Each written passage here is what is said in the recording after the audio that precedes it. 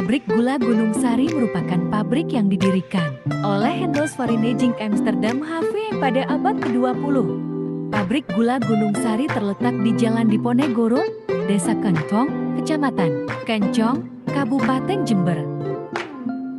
Pabrik ini dibuat sebagai pabrik pendukung dari pabrik gula Jatiroto yang bertujuan merevolusi industri gula di Hindia Belanda.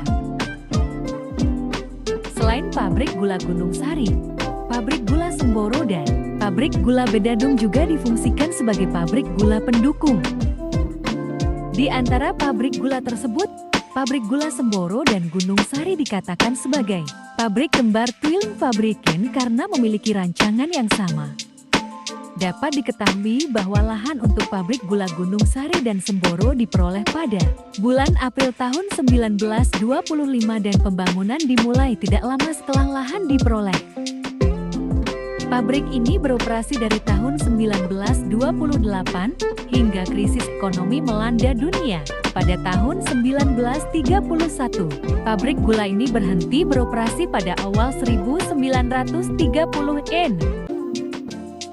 Krisis yang terjadi diantaranya penyusutan lahan yang berpengaruh pada lahan produktif milik pabrik gula Gunung Sari akibat ketidakmampuan menanggung biaya operasional. Panen terakhir dilakukan antara tahun 1934 sampai 1935. Namun hasil panen ini tidak digiling di pabrik gula Gunung Sari, akan tetapi dialihkan menuju pabrik gula Semboro yang masih beroperasi. Pada saat krisis, saat Jepang menduduki Indonesia, pabrik Gunung Sari dan Bedadung tidak lagi dapat digunakan karena kerusakan parah yang diderita akibat perang.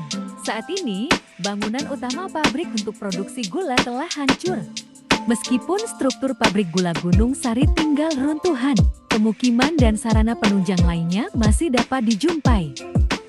Untuk saat ini pabrik gula Gunung Sari digunakan sebagai penempatan pupuk limbah tebu. Kemudian masih ada satu bangunan pabrik yang hanya terlihat seperti bangunan kosong terbengkalai, serta beberapa rumah bekas pemukiman Belanda yang sekarang masih ada dan digunakan untuk penyewaan tempat orang-orang sekitarnya untuk kebutuhannya masing-masing.